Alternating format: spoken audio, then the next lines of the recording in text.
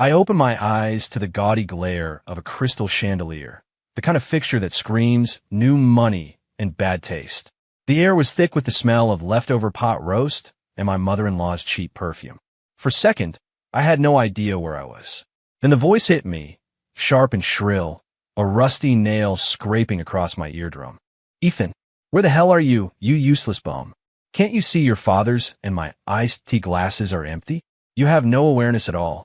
The Miller family must have had some seriously bad karma to end up with you for a son-in-law." The fog cleared. Right? I was Ethan Hayes, live-in husband to Claire Miller.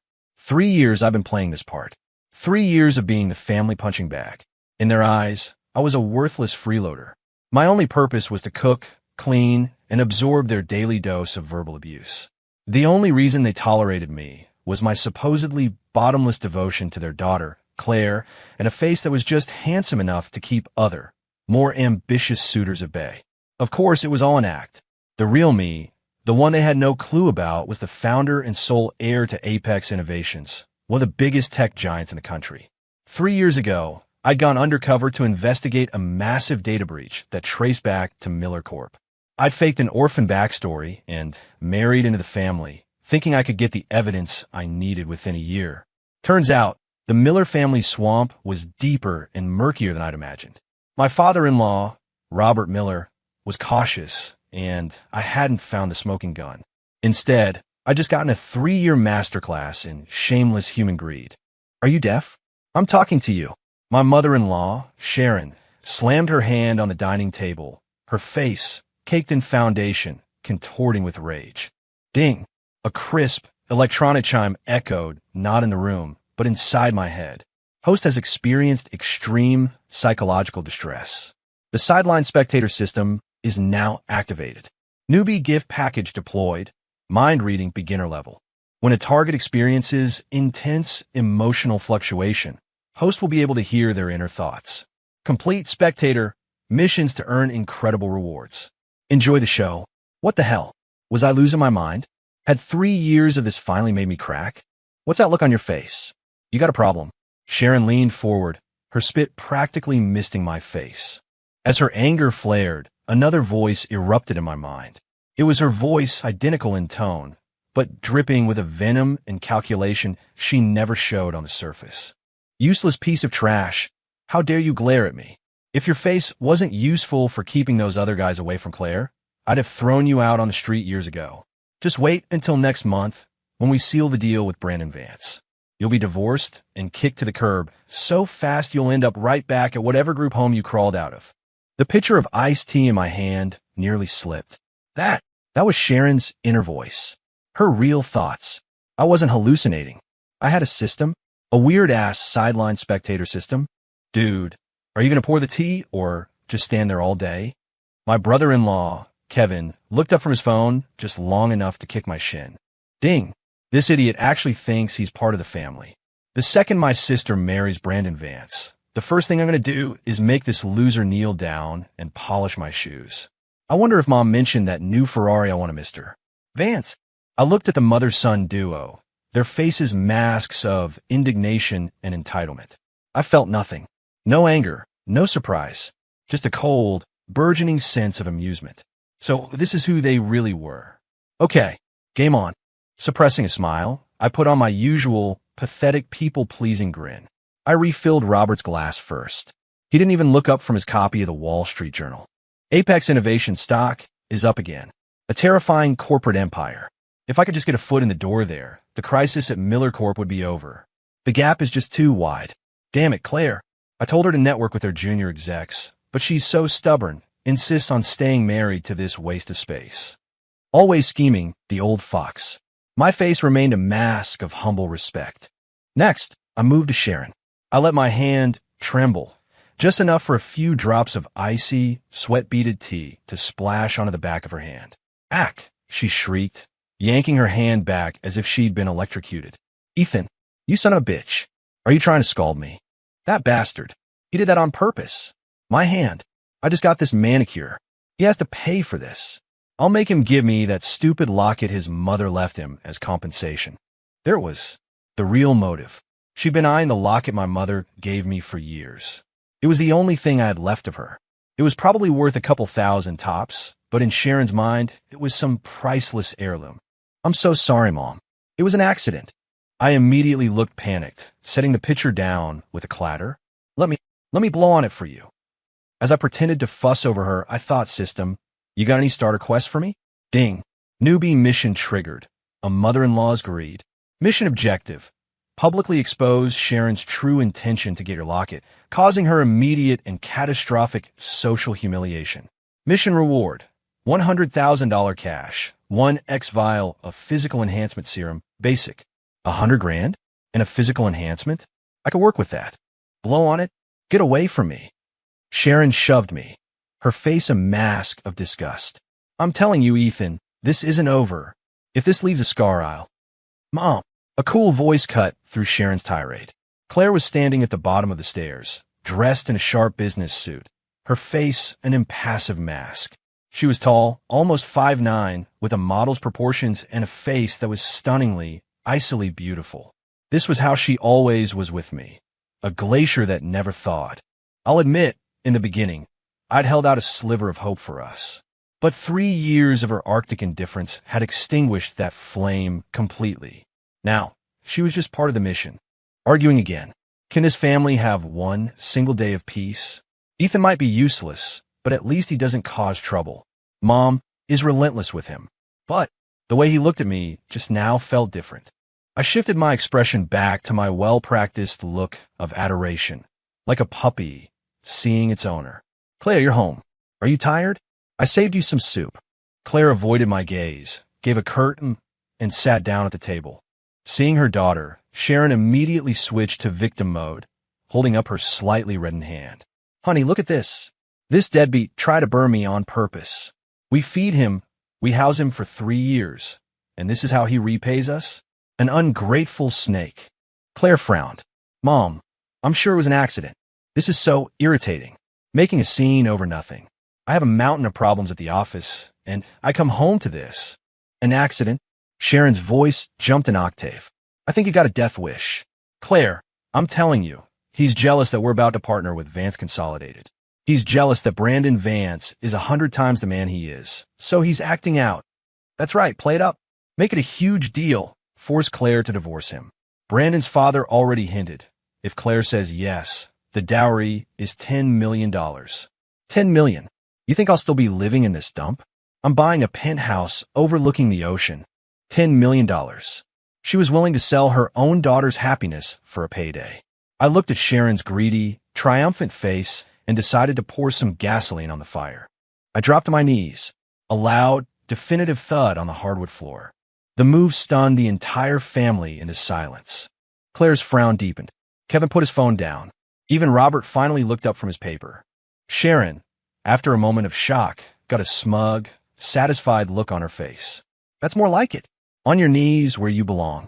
A loser should act like a loser. I squeezed out a few fake tears, my voice choked with emotion. Mom, I know I was wrong. I never should have spilled tea on your precious hand. Hit me, yell at me, do whatever you want, just please don't be angry. If you got sick from stress, I could never forgive myself. My performance was Oscar-worthy. Sharon, puffed up with self-importance, cleared her throat. All right. Seeing as you're so sincere, I won't hold it against you. But while I can forgive, I can't forget. I know. I cut her off. I reached into my shirt, pulled out the simple silver locket I always wore, and held it up with both hands. Mom, I know you've always admired this locket my mother left me. It's not worth much, but it represents all my respect for you. You were frightened today, so please, take it. To calm your nerves. As long as you're not angry, I'd give you anything. My life even. The words, so full of earnest devotion, hung in the silent room. Sharon's eyes locked onto the locket, her breathing growing shallow. The idiot. He actually offered it himself. Ha, this was too easy. As soon as I get it, I'm having it appraised tomorrow. I'll sell it and buy that Hermes bag I wanted. Why not take a loser's trinkets? It's not like he deserves it. Her thoughts were a symphony of greed. This was exactly what I wanted. Claire's face, however, had turned stony. Ethan, what are you doing? That was your mother's. Put it back. Is he insane? He's giving up the one thing he cherishes just to suck up to Mom? Does he have no dignity? This is pathetic. I smiled internally. Oh, Claire, the show's just getting started. I looked up at her, my eyes full of a tragic, you don't understand my love expression. Claire, don't. Making Mom happy, keeping this family at peace. That's all that matters to me. Compared to my devotion to this family, this locket is worthless. Well said. Sharon, fearing I'd change my mind, snatched the locket from my hands. She clutched it tightly, a huge grin spreading across her face. Now that's more like it. See? You do have some decency in you. All right, for the locket's sake, we'll call it even. Get up. Ding. It's mine. Huh. Shopping spree tomorrow. This freeloader is so easy to manipulate. Just scare him a little, and he'll give up anything. She stroked the locket like a goblin, stroking a gold coin. Robert and Kevin said nothing, but their expressions were a mixture of contempt and smug satisfaction. Robert's thoughts, spineless fool. But at least this will shut Sharon up for a while. Kevin's thoughts, dumbass. Trading a piece of junk to stop Mom from yelling. You got off easy. Perfect. Everyone's reactions were exactly as I'd predicted. And now, for the main event. Humiliation, stage left. I stayed on my knees, my posture slumping into one of utter dejection. My voice, when I spoke, was a choked, confused whisper. Mom, did I do something wrong? Sharon was admiring her prize. What are you talking about?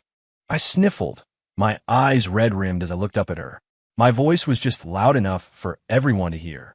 Just now, I thought I heard you thinking that as soon as you got this locket, you'd sell it tomorrow to buy a Hermes bag. You also thought that I'm a loser and my things are free for the taking. Boom. The word detonated in the quiet room. Sharon's smile froze. Her pupils contracted. She stared at me as if she'd seen a ghost. What? How could he know what I was thinking? Impossible. It has to be impossible. He's guessing. Yes, that's it. He's just making a wild guess. Her thoughts were a frantic storm of panic. Robert, Claire, and Kevin all stared at me, their faces a mixture of shock and disbelief. I didn't give them time to process. I piled on, my voice growing more heartbroken. You were also thinking that next month, after Claire gets together with Brandon Vance of Vance Consolidated, you're going to have me thrown out with nothing, sent back to a group home. Mom, who's Brandon Vance? Why do you want Claire to be with him? You told me you'd always treat me like your own son. My voice dripped with the anguish of a man betrayed by those he trusted most. Dead silence. Sharon's face had gone from pink to white to a sickly shade of green. The hand holding my locket was trembling. He's lost his mind. He has to be. There's no way he could know about Brandon Vance. I only mentioned it to Robert. Did he read my mind? No, that's not possible. He's bluffing. He's trying to trick me. Don't panic. Her internal screaming was a joy to hear. Outwardly, she tried to bluster. Ethan, what is this nonsense you're spouting? Did you hit your head? Brandon who? You've been watching too much reality TV. Am I? I let out a broken laugh, turning my gaze to my silent father-in-law. Dad, did you hear it too? What Mom was thinking. You knew about it, didn't you? Robert's face darkened, his eyes darting away. What the hell is with this kid today? Grew a backbone overnight? He should know about Vance. Did Sharon let it slip? That useless, gossiping woman. That's enough.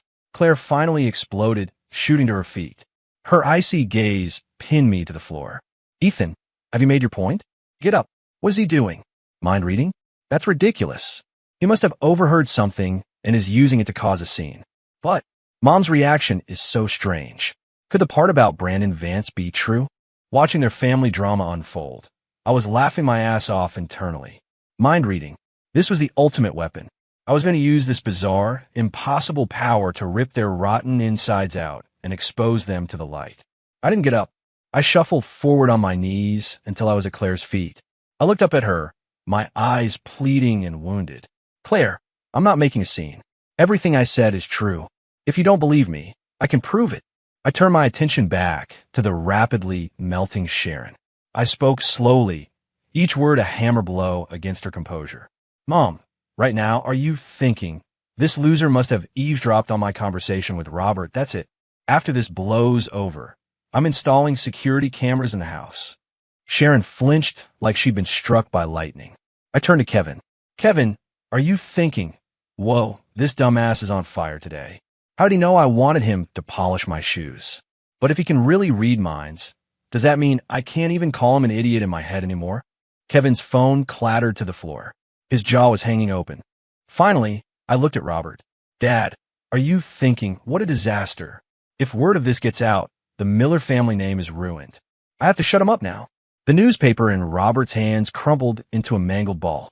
The living room was so quiet you could hear a pin drop. The three Millers stared at me, their faces painted with a universal expression of abject horror. They were looking at me like I was a monster. Slowly, I rose to my feet. I brushed the dust from my knees. The pathetic, heartbroken expression on my face vanished, replaced by a calm, almost cold smile they had never seen before. So I said, "Do you believe me now?" Ding! Congratulations, host, on completing newbie mission. A mother-in-law's greed. Reward granted. $100,000 deposited to system account. Available for withdrawal. 1x vial of physical enhancement serum. Basic. Stored in system inventory. Main quest line initiated. The Freeloader's Revenge. Mission objective. Divorce Claire Miller and make every member of the Miller family pay for their actions over the last 3 years. Mission reward. The smile on my face widened. The game had just begun. That night, dinner ended before it really started. Or rather, nobody except me had an appetite. The three Millers stared at me like I was something that had crawled out of a Stephen King novel. Fear, suspicion, and sheer disbelief warred on their faces. It was a beautiful sight. I, on the other hand, calmly and methodically ate 3 helpings of my own excellent cooking, ignoring their terrified gazes. For the first time in 2 years, Claire didn't send me to the drafty storage room that served as my bedroom. She told me to sleep on a couch in her room. We were husband and wife in name only, more like strangers who happened to share a mortgage document. The only sound in the room was the soft rustle of papers as she worked. I lay on the couch, eyes closed, pretending to be asleep. What is going on with him? Mind reading. It's insane. But if not, how did he know exactly what each of us was thinking, down to the smallest detail? Has he been faking it for 3 years? But why? What could he possibly want from our family? Claire's thoughts were a tangled mess of confusion. My little performance had clearly shattered her icy composure. Perfect. I wanted her off balance, unable to figure me out, and the business with Brandon Vance. Mom was really going to sell me for $10 million. In her eyes, what am I? A piece of property? The company is in trouble, and instead of trying to fix it, her first thought is to auction off her daughter. It's pathetic. A note of bitterness and resignation crept in her thoughts. I was surprised. I'd always assumed she was a willing participant in her mother's schemes. It seemed she had a conscience after all, just one buried under years of family pressure. It didn't matter. Conscience or not, they had all treated me like garbage for 3 years. A divorce was non-negotiable. The next morning, Claire was already gone when I woke up. A plate with a sandwich and a glass of milk sat on the kitchen counter. A note in her cool, neat handwriting lay beside it. Have an early meeting. Eat this. It was the first time in 3 years she'd ever made me breakfast. I took a bite. It wasn't half bad, but I hadn't forgotten that just last night she was mentally calculating what my angle was. A single sandwich wasn't going to buy my forgiveness. As I was eating, Sharon came downstairs, looking like a zombie with huge dark circles under her eyes. She saw me and immediately looked away, her expression a mix of fear and anxiety. That monster. Is he still reading my mind? I can't think about anything. Quick, think about something else. The weather is nice today. Ha ha ha. The neighbor's dog is really annoying. I almost spit out my milk. Did she think she could jam the signal by thinking about random crap? Morning, Mom, I said with a cheerful smile. Didn't sleep well? You look exhausted. Still thinking about Brandon Vance. Sharon yelped and nearly fell down the stairs. He knows. He knows again. I have to get out of here. This house is haunted. I don't know what you're talking about. I'm going grocery shopping, she stammered, grabbing her purse and fleeing out the door so fast she put her shoes on the wrong feet. Watching her panicked retreat was deeply, profoundly satisfying. After a quick shower, I used the physical enhancement serum. A warm current spread through my body, and I felt a surge of explosive power in my muscles. My vision was sharper, my hearing more acute. Nice. My phone rang. It was my executive assistant, Sarah. Mr. Hayes, I have the files you requested. We found evidence of the back-channel meetings between Miller Corp and Vance Consolidated, as well as a preliminary trail of Robert Miller's embezzlement to cover his company's losses. Also, I have some interesting information on that Brandon Vance you asked about. Sarah's voice was, as always, crisp and efficient. Oh, tell me, I said, moving to the balcony and lowering my voice. Brandon Vance, only son of CEO Richard Vance. He has a long history of misconduct, a chaotic personal life, and violent tendencies, especially when intoxicated. He was sued for assaulting a woman 3 years ago, but his father paid to have it swept under the rug. Most importantly, he's a frequent guest at a private psychiatric facility. Psychiatric facility? My interest was piqued. Yes, he has intermittent explosive disorder and receives monthly treatment at a place called Clearwater Pines Wellness Retreat. Publicly, they say he's there for meditation. Clearwater Pines. A plan began to form. Send me the address. Right away, sir. What are your instructions regarding the Miller family? No rush, I said, watching Sharon's car screech out of the driveway. The game's more fun if you don't end it too quickly. Do something for me. Use the venture capital arm of Apex to acquire a small, failing talent agency. I don't care about size, but make sure it has a few decent actors on its roster. Understood. After I hung up, the address came through. Clearwater Pines. Time to pay Mr. Vance a little visit. I changed into a cheap tracksuit and hopped on my electric scooter, my official undercover vehicle for the past 3 years. Clearwater Pines was in a secluded suburb, looking more like a luxury resort than a hospital. Security was tight. There was no way I was walking through the front door. I circled around to the back. A 10-foot wall stood in my way. The old me would have struggled. The new me? Not a problem. I took a running start, my legs coiled with new strength. I launched myself upward, kicked off the wall for a second boost, and easily grabbed the top. I vaulted over, landing silently on the manicured lawn inside. Physical enhancement serum, I muttered to myself. 5 stars. Would recommend. Navigating the grounds was easy. I stuck to the shadows, moving like a ghost. Sarah's intel said Brandon was in the VIP wing, 3rd floor. I found the building and was plotting my next move when a doctor in a lab coat burst out, frantically talking on his phone. Dr. Matthews, it's an emergency. Mr. Vance in 301 is having an episode. He's destroyed the room and injured 2 nurses. We need you here now. My opening.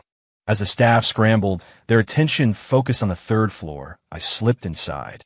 I borrowed a lab coat and a surgical mask from an empty office. Dressed in my new disguise, I calmly made my way upstairs. I looked the part of a serious, if slightly menacing, professional. A crowd of anxious doctors and nurses huddled outside room 301. From inside, I could hear crashing sounds and guttural roars. Nobody comes in. Get the hell out, or I'll jump.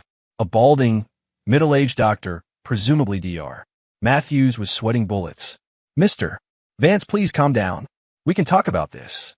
My God, if this kid jumps, the retreat is finished. His father will have my head.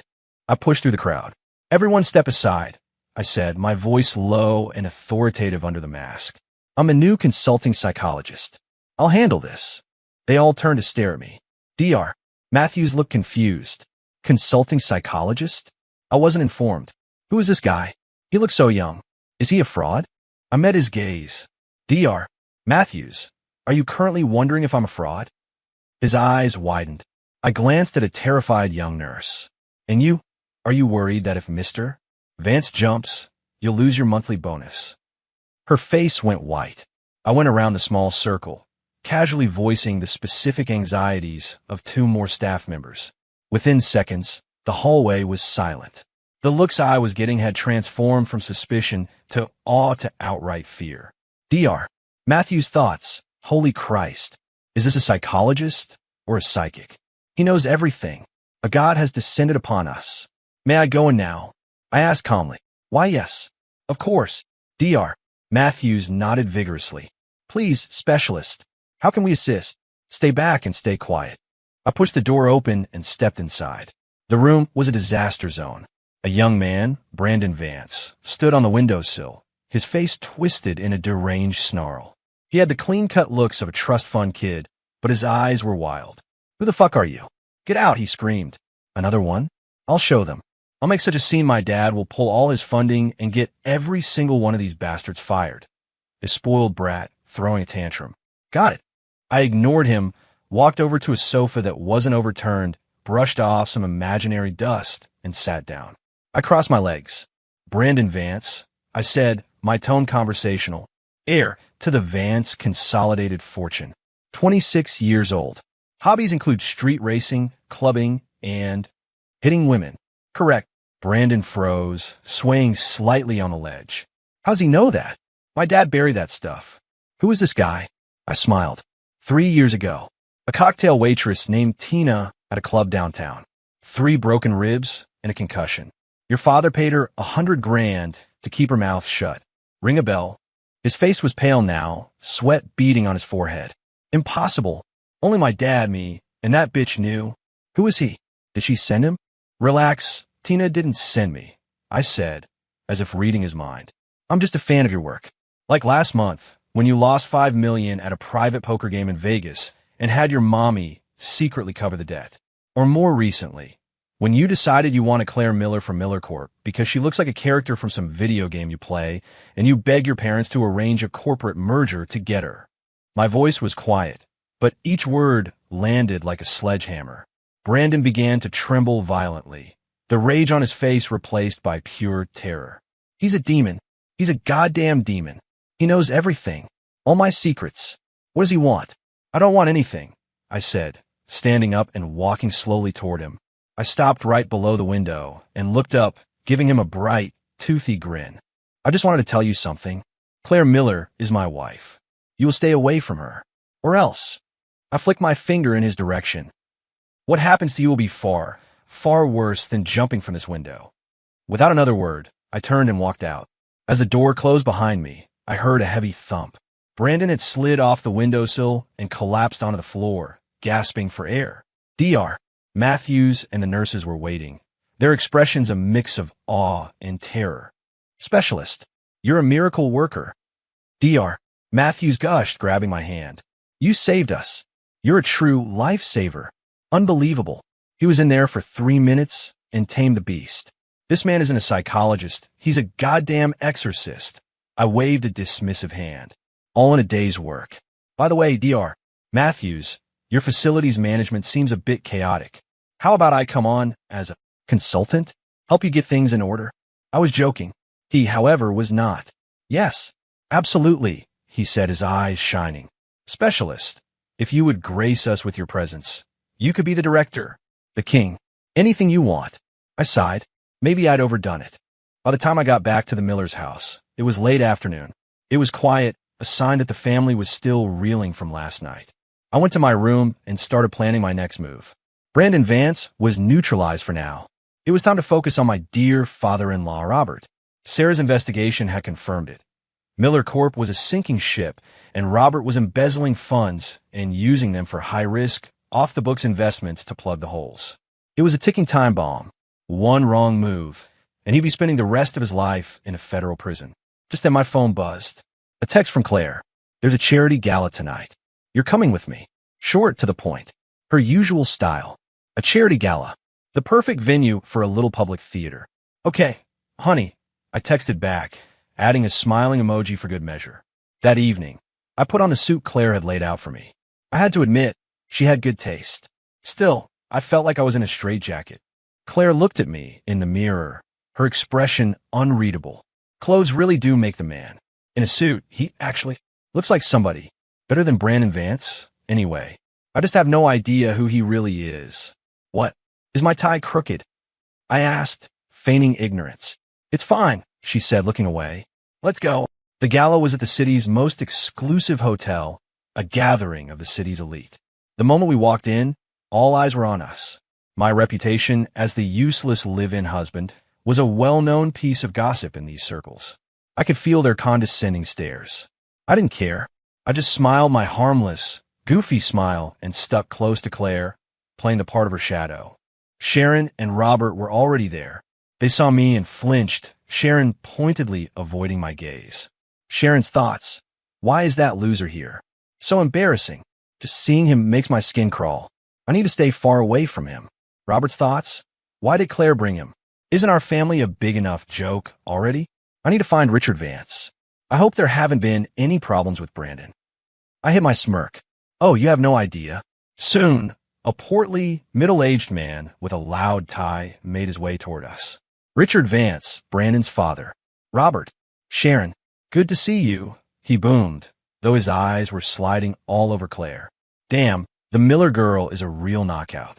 Better than half the actresses I've had. Once I acquire Miller Corp, she's next on the menu. After my son has his fun, of course. Heh. Listening to this filth, I had to fight the urge to vomit. Like father, like son. Sharon lit up like a Christmas tree. Richard, so good to see you. Robert was just talking about you. The money train has arrived. Thomas sell. 10 million. 10 million is calling my name. Robert put on his best corporate smile and started exchanging pleasantries. Claire stood beside him, her expression frozen. Richard Vance's eyes are disgusting. Is this what my father wants? To sacrifice me just to save the company? After a few minutes of smoozing, Richard Vance turned the conversation. Say, I don't see my boy Brandon. I told him this was a mandatory appearance. At the mention of his son, Robert and Sharon exchanged a nervous glance. Oh, I'm sure he's just running late, Sharon said quickly. You know how popular young men are. Don't even mention that psycho. What if he shows up and has one of his episodes? The whole deal would be ruined. Richard nodded, then his gaze fell on me. And this is Ethan. He's Claire's. Robert stammered, the word husband apparently too humiliating to say. I stepped forward and offered my hand, beaming. Richard Vance. A pleasure to meet you, sir. I'm Ethan Hayes, Claire's husband. I've heard so much about you. He barely touched my fingers, his eyes dripping with disdain. This is the loser she's married to? What a joke. Pearls before swine. Then again, a simpleton like this will be easy to get rid of. Mr. Hayes, he grunted, already dismissing me. I spent the next hour as a ghost, watching them trade lies and flatteries. I sipped a glass of sparkling cider and enjoyed the show, listening to the unfiltered thoughts of the city's finest. Richard Vance's thoughts. This old fox Robert is still trying to negotiate. I already know he's hiding a $30 million hole in his books. I'll just squeeze a little harder, and he'll serve his daughter up on a silver platter. Robert's thoughts. That bastard Vance is a vulture. His terms are basically a hostile takeover. If I had any other choice, I'd tell him to go to hell. Sharon's thoughts. Are they making a deal? Is it happening? $10 million. I can't wait to book my world cruise. And buy 10 Hermes bags. The girls at the club will be so jealous. It was all so wonderfully, predictably depraved. Halfway through the evening, the charity auction began. The final item was a stunning blue diamond necklace called the Heart of the Sea. The bidding started at $1 million. Sharon's eyes were practically bulging out of her head. Oh my God, it's gorgeous. If I had that necklace, I would be the queen of my social circle. Robert, get it for me. Now, Robert's jaw tightened. Is she insane? $1 million? The company is about to go under. Where am I going to get that kind of money? Richard Vance saw his opening. He glanced from the desperate Millers to the beautiful, silent Claire, and a sly smile crossed his face. He raised his paddle. $2 million. Time to be the hero. I'll buy the necklace and give it to Claire right here, in front of everyone. What girl can resist a gesture like that? She'll be eating out of the palm of my hand. A murmur went through the crowd. The auctioneer smiled. Mr. Vance bids $2 million. Do I hear 3? It was clear no one was going to challenge him. Robert looked like he'd been slapped. Just as the auctioneer was about to close the bidding, a lazy voice cut through the silence from the back of the room. $5 million. The room went dead silent. Every head turned. There I was, the useless son-in-law, holding up paddle number 88, a relaxed smile on my face. Time seemed to stop. Claire stared at me, her mouth slightly open. Robert and Sharon looked like they'd been turned to stone. Richard Vance's smug expression was frozen on his face. Claire's thoughts. He's lost his mind. Where'd he get $5 million? Is he trying to ruin us completely? Sharon's thoughts. $5 million? Does he think to mean $5? He's a lunatic. Every cent he has comes from me. Robert's thoughts. It's over. The Miller family is officially the biggest joke in the city. What is he playing at? Richard Vance's thoughts. Who is this clown? Oh, the freeloader husband. Is he trying to look like a big shot? What's he going to pay with his food stamps? This is going to be hilarious. As their internal monologues raged, I raised my voice again. Oh, my apologies. I misspoke.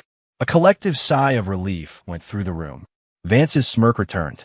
Then I dropped the bomb. I didn't mean 5 million, I said, my smile widening as I looked at the auctioneer. I meant 20 million. The entire ballroom erupted. 20 million? Did I hear that right? Who is that? The Miller's son-in-law? I thought he was a bum. He's grandstanding. This will be a disaster. The auctioneer stammered. "Es, sir, did you say? $20 million. That's right, I said. I pulled a sleek black card from my pocket and tossed it to a nearby event staffer. You can verify the funds. It was the Apex Black Card. Unlimited credit. Only 10 in existence. The staffer scurried off. Every eye in the room was fixed on the small credit card machine. A minute later, he came running back, his face pale with awe. He bowed deeply to me. "Sir, the funds have been verified." Silence. A deep, profound silence fell over the room. Everyone was staring at me like I'd just landed in a UFO. Robert and Sharon were completely catatonic. Claire's beautiful eyes were wide with a shock so total it was almost comical. Richard Vance looked like he had swallowed a hornet. His thoughts impossible. How can a freeloader have that kind of money? Is he the secret heir to some fortune, just pretending to be poor? Oh God, did I just insult him? I ignored the stunned crowd and took the microphone from the auctioneer, strolling onto the stage. The entire event was being live-streamed, and the viewer count was climbing past 1 million. I cleared my throat. "Hi, everyone. My name is Ethan Hayes. You probably don't know me. That's okay. I bought this necklace tonight not for myself, or even for my wife. I bought it as a gift for my dear, loving mother-in-law, Sharon Miller." I motioned for the spotlight operator to find her. The bright beam hit her, and she flinched like a vampire in the sun. I continued, my voice dripping with fake emotion. "For 3 years, my mother-in-law has treated me like her own son. She always said that an orphan like me was lucky to marry into her family. She also said that as soon as Claire found someone better, like, for example, Brandon Vance, she would have me thrown out on the street." The live chat on the stream exploded. "Whoa, what's happening? Live family drama. This mother-in-law sounds like a nightmare. Did he say Brandon Vance? She's trying to sell her daughter." Sharon's face was devoid of all color. Her thoughts, "No. Stop it. He's a demon. What is he doing? He's trying to destroy me. Oh, and one more thing," I added with a folksy grin. "My mother-in-law has also had her eye on a locket my own mother left me. She finally managed to get it off me the other day. Said she was going to sell it for a Hermes bag. In fact, just an hour ago, she was thinking that if Mr. Vance there offered a $10 million dowry, she'd be on the first flight to Europe." I winked at the purple-faced Richard Vance. The internet went into a frenzy. This is the best reality TV ever. 10 million dowry? That woman is insane. I feel so bad for this guy. Go get him. The time was right. I held up the $20 million necklace. "So please accept this gift. A small token of my appreciation. After all," I said, looking directly into the camera, "a necklace like this is expensive, but it's nothing compared to the price of your shamelessness." Then, I casually tossed the necklace into a large decorative aquarium at the side of the stage. That's all I have to say. Oh wait, Robert Miller, Claire Miller. I'll see you at the courthouse tomorrow morning. The divorce papers are already drawn up.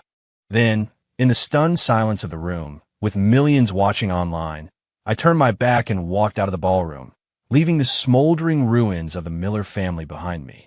The fallout was immediate and spectacular. Sharon fainted and was carried out on a stretcher.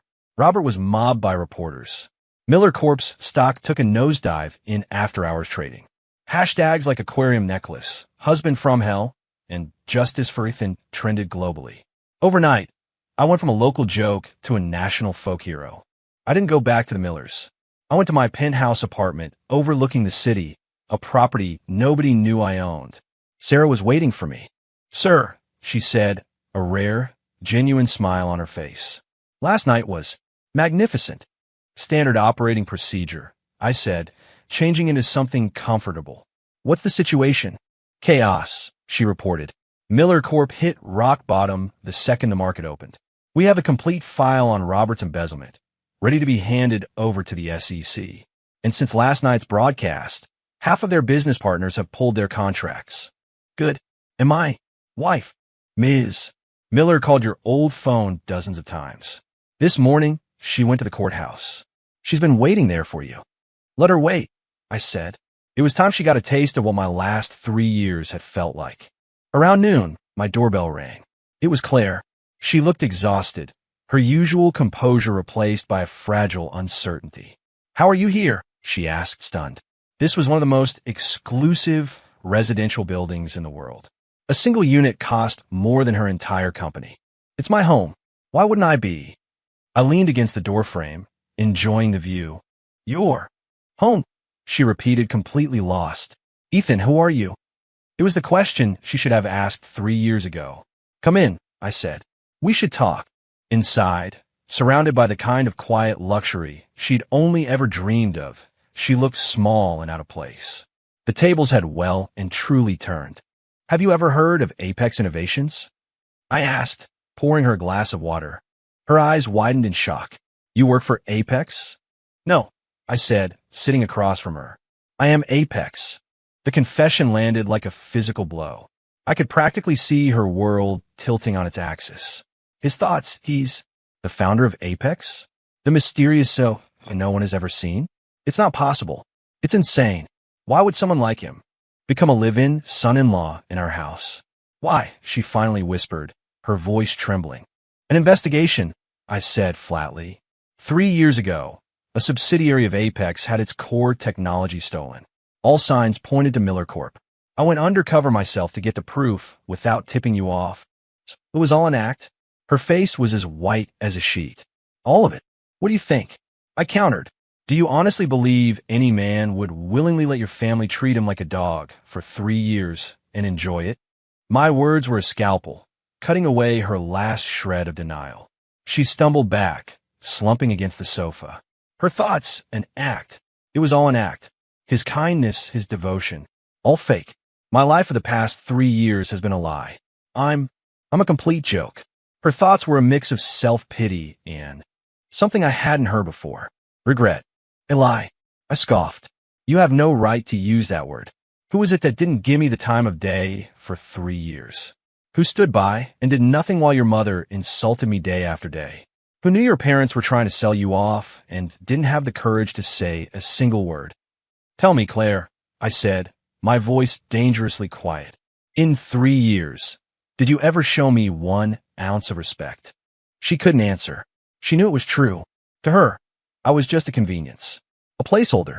Your father is going to prison. Your mother is a national laughingstock. Miller Corp is about to file for bankruptcy. I stood and looked down at her. All of you are getting exactly what you deserve. I pulled the divorce papers from a drawer and tossed them on the table in front of her. Sign them. Tears finally welled in her eyes and traced silent paths down her cheeks. Her thoughts, it's over. It's all over. I was wrong. If I had just been a little kinder to him, would things have been different? But there are no do-overs. She picked up the pen and, with a shaking hand, signed her name. Then she stood, faced me, and gave a deep, formal bow. I'm sorry, she said. And thank you. I knew the thank you was for not destroying everyone associated with her family's company. Robert's crimes were his own. I had no intention of punishing his innocent employees. As she walked out, a ghost of her former self, I felt. Nothing. A sense of closure. The end of a long, bizarre chapter of my life. Ding! Congratulations, host, on completing main quest line, The Freeloader's Revenge. Reward granted. Business Mobile Skill Package. Includes all top-tier skills in investment, management, negotiation, etc. Absolute charisma, passive aura, system store unlocked. System notification. Life is a grand spectacle. Please continue to enjoy the show. I felt a flood of new knowledge and instincts pour into my mind. I smiled. A new chapter was beginning. 1 month later, Robert Miller was sentenced to 15 years in prison for a host of financial crimes. The public humiliation and online backlash caused Sharon to have a complete nervous breakdown. She was admitted to Clearwater Pines Wellness Retreat, ironically in the room right next to Brandon Vance. I'm told she spends her days muttering about $10 million dowries and lost necklaces. Richard Vance and his son met similarly miserable fates. Armed with a mountain of evidence of their own illegal practices, Apex acquired Vance consolidated for pennies on the dollar, leaving them ruined. As for Miller Corp, after the bankruptcy, I had one of my investment firms acquire and restructure it. I put Claire in charge, not out of any lingering affection, but because there is no better training than rebuilding from the ashes. I met her to sign the final papers. She was thinner, but the icy fragility was gone, replaced by a quiet strength. Why me, she asked. Because you're a Miller, I said, and because you have the talent. Prove me right. She looked me in the eye and nodded. I won't let you down. I knew she wouldn't. I could hear her thoughts. Ethan, thank you. You showed me the truth about the world and about myself. From now on, I live for me. I will rebuild this company with my own two hands. And maybe, someday, I'll be worthy of standing before you as an equal. I smiled. The future was unwritten. My own life had plenty of new, interesting dramas to watch. For instance, I was thinking of taking up that consulting gig at Clearwater Pines. Imagine the secrets I could uncover there. That sounded like fun. I got into my Koenigsegg, the afternoon sun glinting off the hood, and accelerated toward my next adventure.